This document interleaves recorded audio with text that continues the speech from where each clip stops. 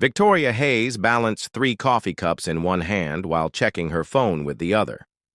The morning rush at Brew and Bean was always chaotic, but today felt especially overwhelming. Her art supplies bag slipped from her shoulder as she hurried between tables, and she barely caught it before disaster struck. "Watch it!" someone called out as she bumped into a tall figure near the counter. Victoria looked up to see piercing blue eyes and a jaw that could cut glass. The man wore an expensive suit that probably cost more than her rent, and his dark hair was perfectly styled despite the early hour. Coffee had splashed onto his crisp white shirt. "I'm so sorry," Victoria stammered, grabbing napkins from the counter. "Let me help you clean that up." Adrian Blackwood stood frozen as this beautiful stranger dabbed at his shirt with coffee-stained napkins. Her long auburn hair fell in waves around her face, and her green eyes held genuine concern. She was unlike anyone who usually crossed his path in the corporate world. "It's fine," Adrian said, his voice softer than intended. "Really? Don't worry about it." "No, it's not fine. I ruined your shirt, and it looks expensive." Victoria continued her futile attempt to clean the stain. "I can pay for dry cleaning or maybe buy you a new one, though I doubt I could afford whatever brand this is." Something about her honesty struck Adrian. Most people in his world were calculating, always angling for something. This woman seemed genuinely distressed about a simple accident. "What's your name?" Adrian asked suddenly. "Victoria. Victoria Hayes." She finally stopped dabbing and looked up at him. "And you probably think I'm the clumsiest person alive." "Adrian Blackwood," he replied, extending his hand. "And I think you're refreshingly authentic." Victoria's eyes widened slightly at his name. Even she recognized it from business magazines and news reports. Adrian Blackwood, the tech billionaire who'd built his empire before 35. "Oh, God, you're that Adrian Blackwood," Victoria said, her cheeks flushing pink. "I just spilled coffee on one of the richest men in the city." Adrian found himself smiling, something he rarely did during business hours. "Guilty as charged, though I prefer to think of myself as just a guy who needs better reflexes around coffee shops." The proposition. 3 days later, Victoria sat in the sterile waiting room of Metropolitan General Hospital, staring at a stack of medical bills. Her mother's cancer treatment was progressing, but the costs were overwhelming. Even with insurance, the specialized therapy her mother needed would cost $200,000. Victoria had already sold most of her art supplies and taken on extra shifts at 2 different jobs. She'd even considered selling her grandmother's wedding ring, the only valuable thing she owned, but it still wouldn't be enough. Her phone buzzed with a text from an unknown number. "This is Adrian Blackwood. I have a business proposition that might interest you. Can we meet?" Victoria stared at the message, wondering how he'd gotten her number. More importantly, what could a billionaire possibly want with her? She texted back, "How did you get my number? I have resources. Are you free for dinner tonight? I'll send a car." Victoria hesitated. This felt surreal, like something out of a romance novel. But desperation made her bold. "I can meet you somewhere public. I don't need a car. Chez Laurent. 7 p.m. It's important, Victoria." The unexpected offer Chez Laurent was the kind of restaurant Victoria had only seen in movies. Crystal chandeliers cast warm light over elegant tables, and the prices on the menu made her stomach clench. She felt underdressed in her simple black dress, the nicest thing she owned. Adrian stood when she arrived, and Victoria noticed how his presence commanded attention from other diners. He'd changed into a fresh shirt, she noted with lingering embarrassment. "Thank you for coming," Adrian said, pulling out her chair. "You look beautiful," Victoria blushed, unused to such direct compliments. "Thank you. This place is incredible. I've never been anywhere this fancy." "I thought we deserved somewhere we could talk privately." Adrian signaled the waiter. "Order whatever you like. This is my treat." As they studied their menus, Victoria couldn't help but steal glances at Adrian.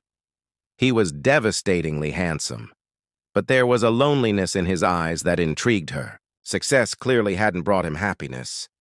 "So," Victoria said after they'd ordered, "you mentioned a business proposition. I can't imagine what I could possibly offer someone like you." Adrian leaned forward, his expression serious. "I need a wife, Victoria. For 6 months." Victoria nearly choked on her water. "Excuse me?" "Not a real wife," Adrian clarified quickly. "A contract marriage, purely business." "Are you insane?" Victoria whispered, glancing around to make sure no one was listening. "You can't just propose fake marriage to someone you barely know." "I've done my research on you, Victoria. You're honest, intelligent, and you need money. I know about your mother's medical bills." Victoria's face flushed with anger and embarrassment. "You investigated me? I had to be sure you were trustworthy. This arrangement requires absolute discretion." Adrian's voice remained calm despite her obvious distress. "I'm willing to pay $750,000 for 6 months of your time." The number hit Victoria like a physical blow. It was more than enough to cover her mother's treatment and their living expenses for years. "Why?" she whispered. "Why would you pay so much for a fake wife?" Adrian ran a hand through his hair, a gesture that seemed uncharacteristically vulnerable. "I'm negotiating a merger with Yamamoto Industries. They're traditional, family-oriented. They don't trust unmarried businessmen, especially ones with my reputation." "What reputation?" "I've been engaged twice. Both times it ended badly, very publicly. The business world sees me as someone who can't commit to anything long-term." Adrian's jaw tightened.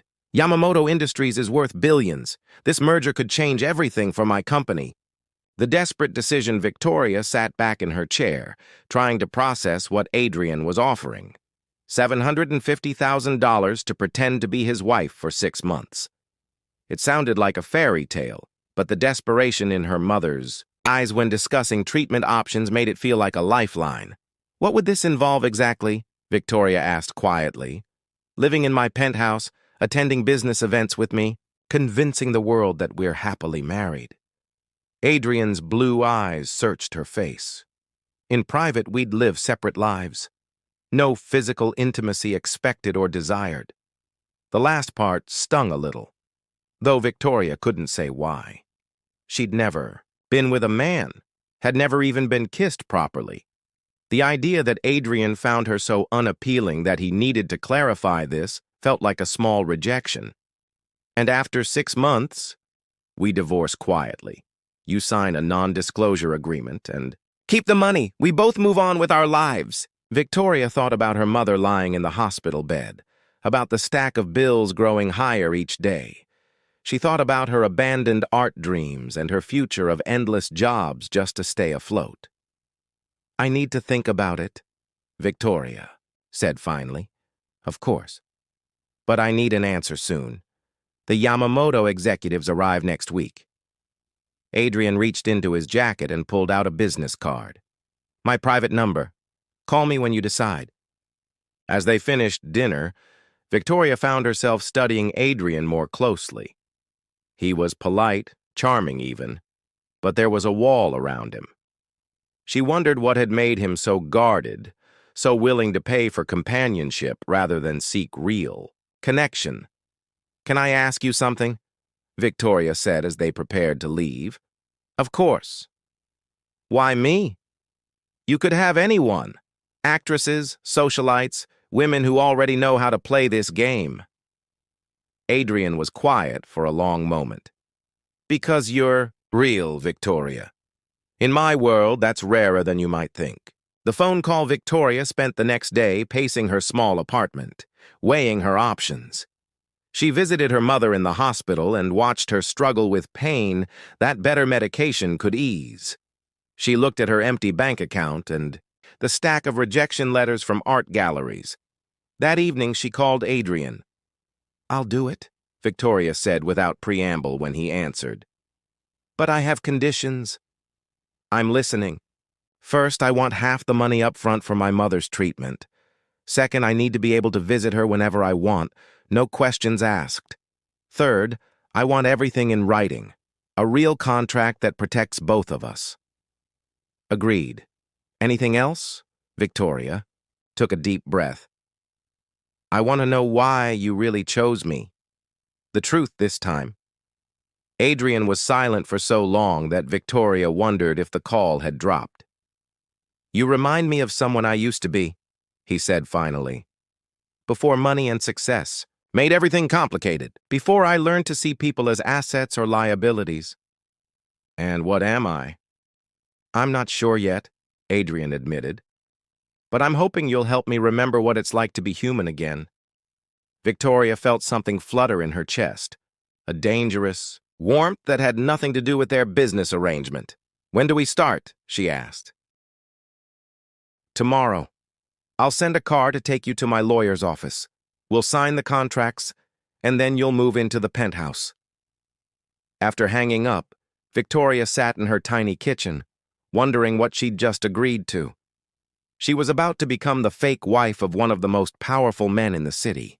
For 6 months, she'd live in luxury while pretending to love someone she barely knew.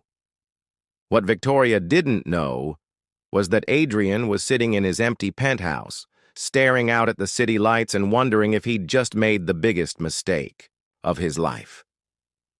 He'd built his empire on calculated risks, but hiring Victoria felt like something else entirely. It felt like hope, and that terrified him more than any business deal ever had. Victoria stood in the marble lobby of Blackwood Tower, clutching a single suitcase that contained her entire life. The elevator required a special key to reach the penthouse, and as the doors opened directly into Adrian's apartment, she felt like Alice tumbling down the rabbit hole. The space was breathtaking. Floor-to-ceiling windows offered a panoramic view of the city, while modern art hung on pristine white walls. Everything was sleek, expensive, and completely impersonal.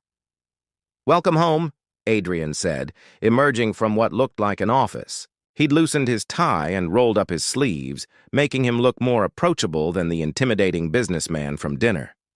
"This is incredible," Victoria whispered, setting down her suitcase.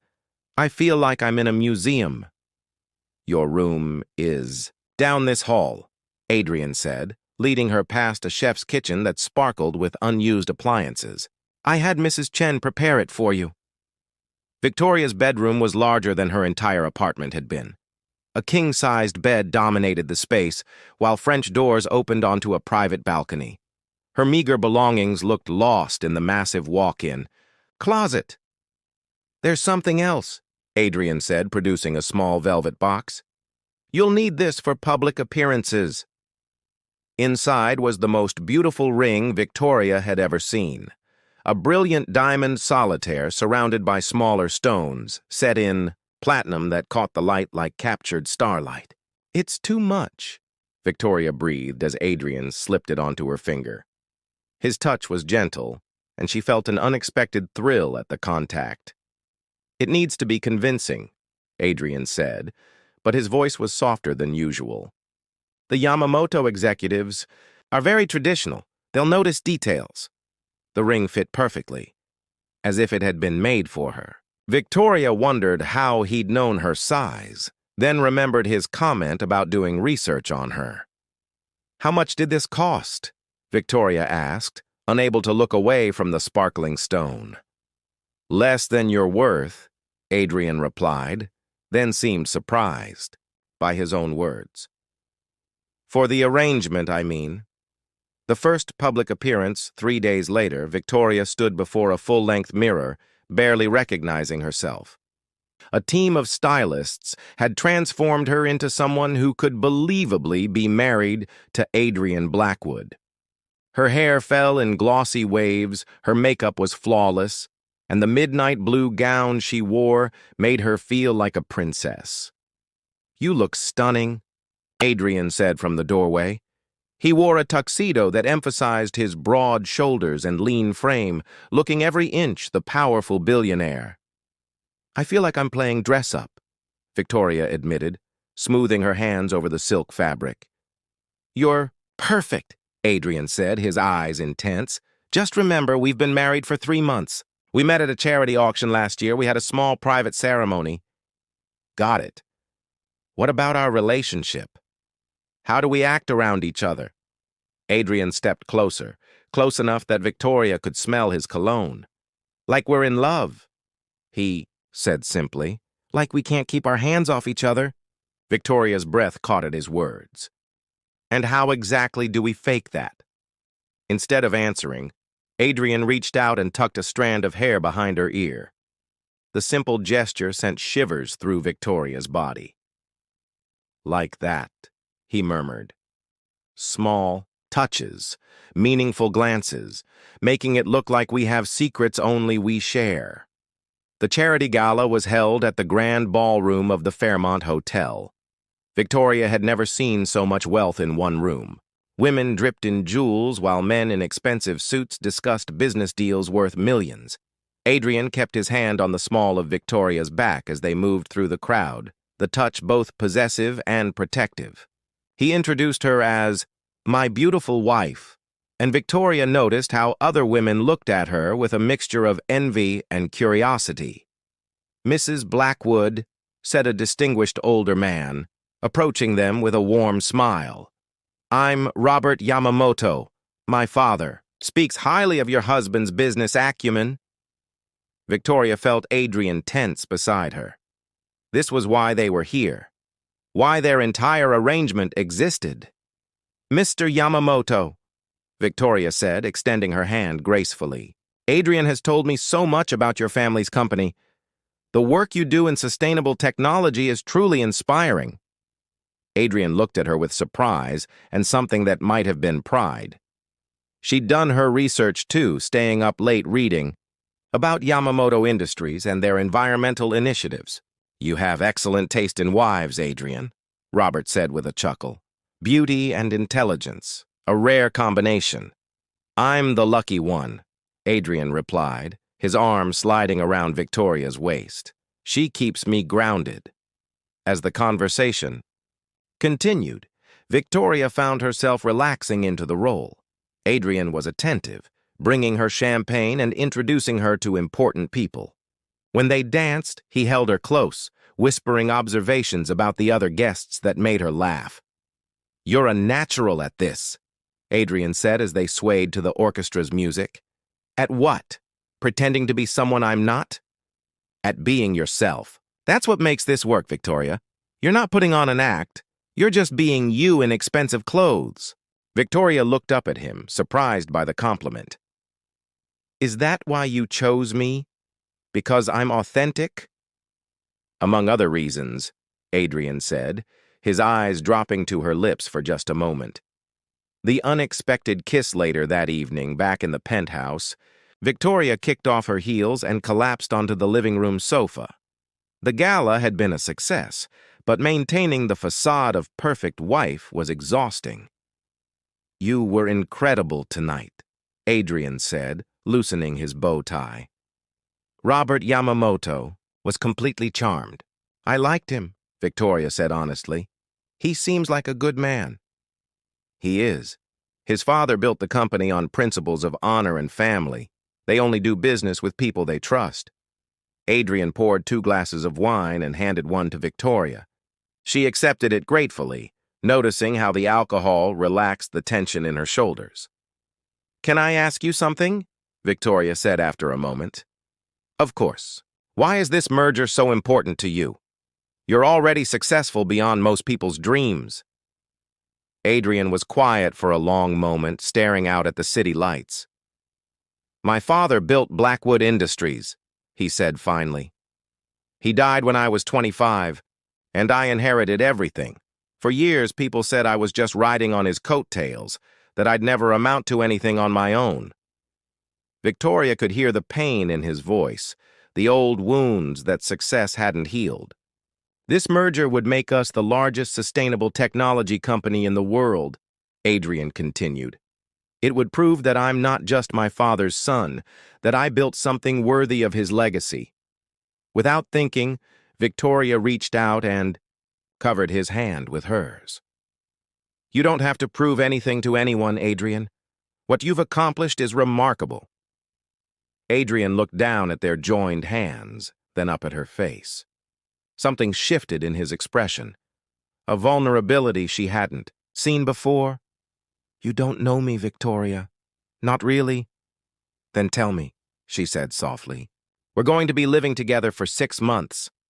We might as well be friends." Adrian laughed, but there was no humor in it. "I don't have friends. I have business associates and people who want something from me." "What about me? What do I want? From you?" $750,000, Adrian said, but his tone was gentle, not accusatory. "That's not all I want," Victoria admitted, surprising herself with her honesty. "What else?" Victoria looked into his blue eyes, seeing, past the walls he'd built to the lonely man underneath. "I want to know the real Adrian Blackwood, the one who paints beautiful pictures and keeps them hidden, the one who remembers what it's like to be human." Something broke in Adrian's expression. Before Victoria could react, he leaned forward and kissed her. It wasn't the practiced kiss of their public facade. It was desperate, hungry, real. Victoria had never been kissed like this before. Her limited experience consisted of awkward pecks from high school dates, nothing that had prepared her for the fire that Adrian ignited in her blood. She kissed him back with equal fervor, her hands tangling in his dark hair. When they finally broke apart, both were breathing hard. Adrian stared at her with a mixture of desire and something that might have been fear. "That wasn't part of the contract," he said roughly. "No," Victoria agreed, her lips still tingling. "It wasn't. This complicates things." "Does it?" Victoria asked, surprising herself with her boldness. "Or does it make them more real?" Adrian stood abruptly, running a hand through his disheveled hair. "I should let you get some rest. Tomorrow we have lunch with the Henderson group." Victoria watched him retreat to his room, knowing that something fundamental had changed between them. The kiss had been a crack in the walls they'd both built, and she wasn't sure either of them was ready for what might come pouring through. She lay in her luxurious bed that night. Victoria touched her lips and wondered if she was falling for a man who'd hired her to pretend to love him. The irony wasn't lost on her, but the growing feelings in her heart were too real to ignore. In his own room, Adrian stared at the ceiling, knowing he'd made a mistake. Victoria wasn't supposed to matter to him. She was supposed to be a means, to an end, a problem solved with money and contracts. But the way she'd looked at him tonight, the way she'd kissed him back, it made him want things he'd sworn off long ago. It made him want to be the man she saw when she looked at him, instead of the calculating businessman he'd become. For the first time in years, Adrian Blackwood was afraid of something that couldn't be bought, sold, or negotiated. He was afraid of falling in love with his fake wife. 2 weeks had passed since the kiss, and the tension between Victoria and Adrian was palpable. They maintained their public facade perfectly, attending dinners, charity events, and business meetings as the devoted couple. But in private, they danced around each other like strangers, both afraid to acknowledge what was growing between them. Victoria had thrown herself into her art, using the well-equipped studio Adrian had secretly set up for her in one of the spare rooms. She'd discovered it by accident, finding canvases, paints, and professional lighting that must have cost thousands. "You didn't have to do this," she'd told him when she found him watching her paint one evening. "You're an artist," he'd replied simply. "Artists need to create." Now, as Victoria added delicate brushstrokes to a landscape painting, her phone rang.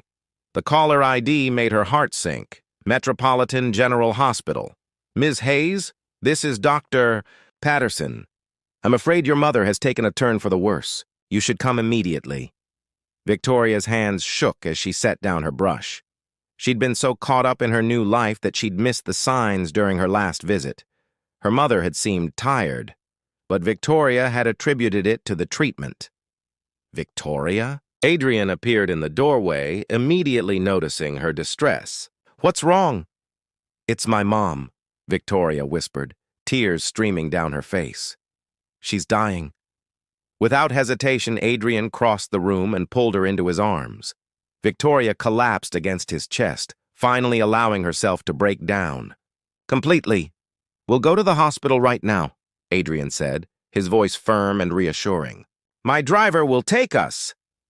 "But the Yamamoto meeting can wait," Adrian finished. "This is more important."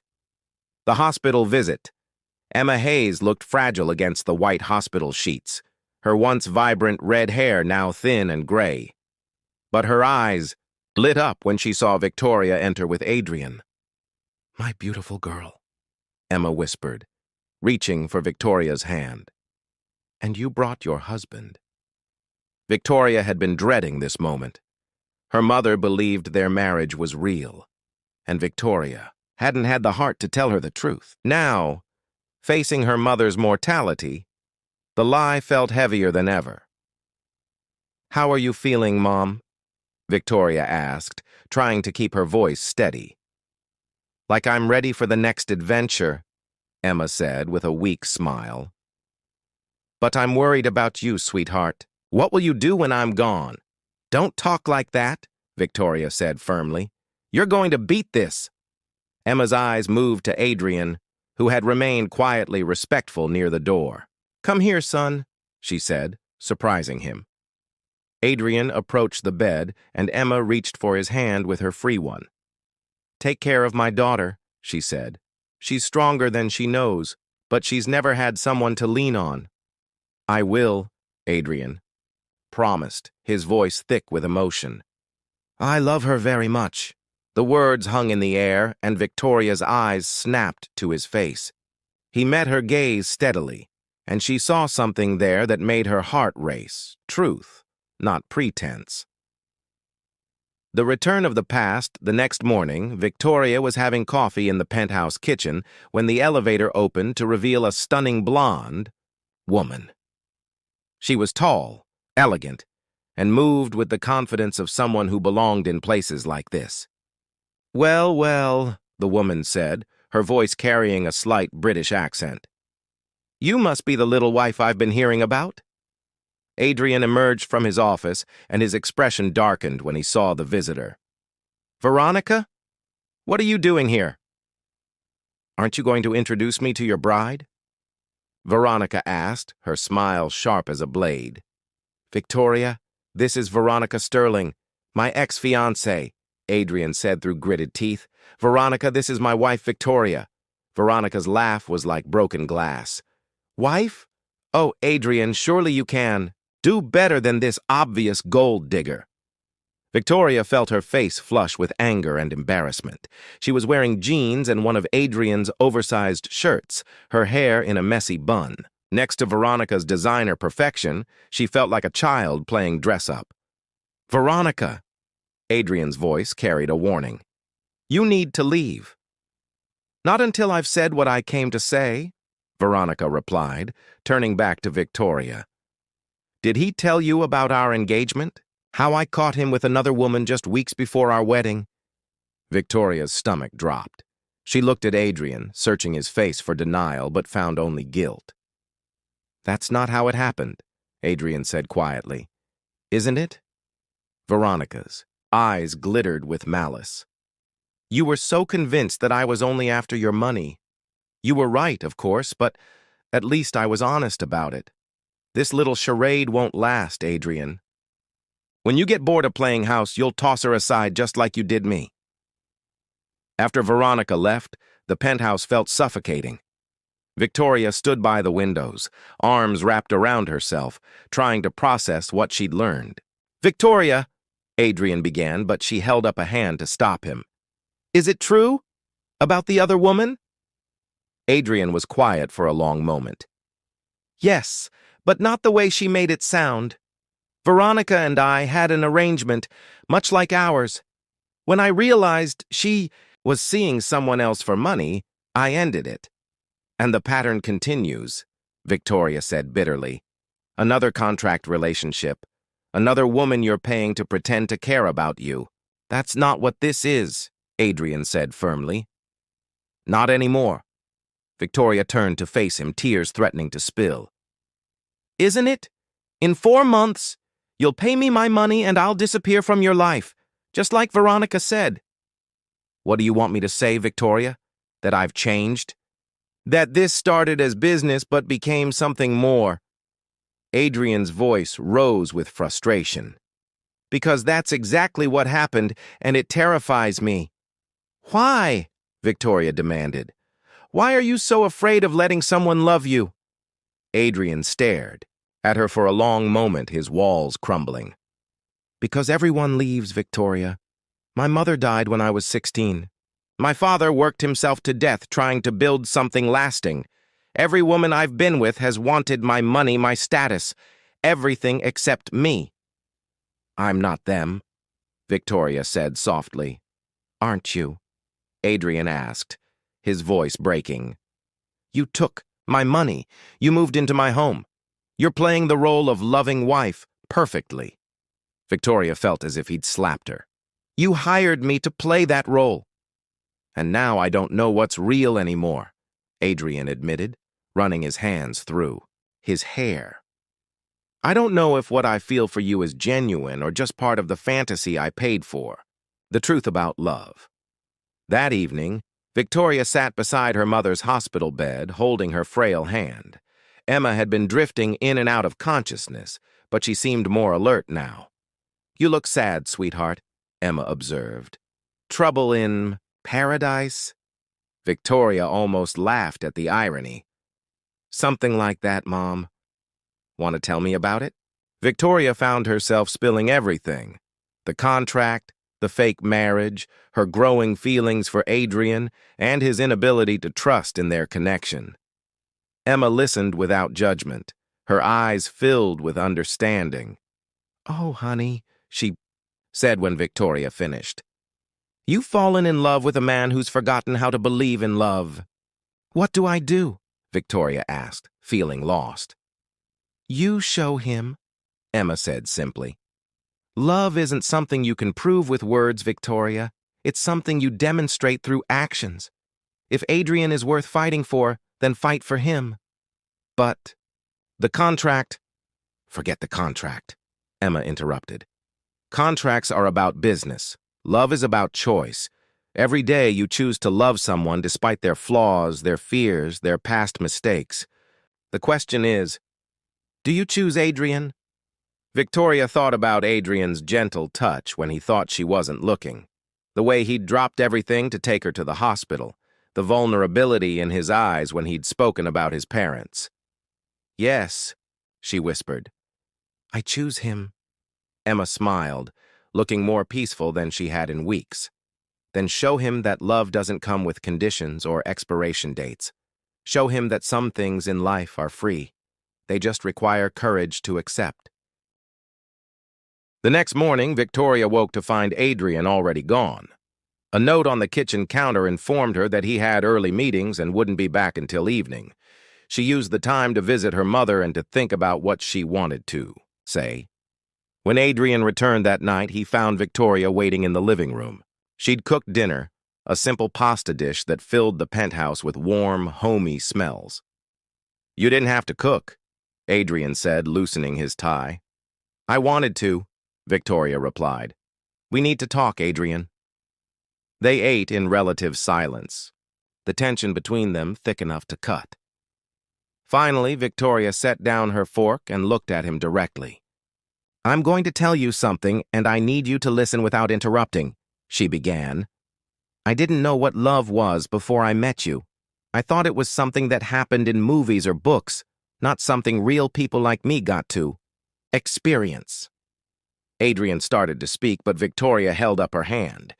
You hired me to pretend to love you, but somewhere along the way, I stopped pretending. I love the way you remember exactly how I take my coffee. I love that you set up an art studio for me without being asked. I love that you dropped everything to take me to see my mother, even though it meant risking your precious merger. Victoria stood and walked to the window, looking out at the city lights. But most of all, I love the man you are when you forget to be afraid. The one who kisses me like I'm the only woman in the world. The one who looks at me like I matter. She turned back to face him, tears flowing freely now. I know our contract ends in 4 months. I know you'll pay me and expect me to disappear from your life. But I need you to know that what I feel for you isn't part of the arrangement. It's real, and it's yours whether you want it or not. Adrian sat frozen, his blue eyes wide with something that looked like wonder. I'm not asking you to love me back, Victoria continued. I'm not asking you to change our agreement. I just needed you to know that somewhere in this city, there's a woman who loves you for exactly who you are. Not your money, not your status, just you. The silence stretched between them, heavy with possibility. Finally, Adrian stood and crossed. To her, his movements slow and deliberate. Victoria, he said, his voice rough with emotion. I've been a fool. Before she could respond, he cupped her face in his hands and kissed her with a passion that took her breath away. This kiss was different from their first. It was a promise, a confession, a beginning. I love you, Adrian whispered against her lips.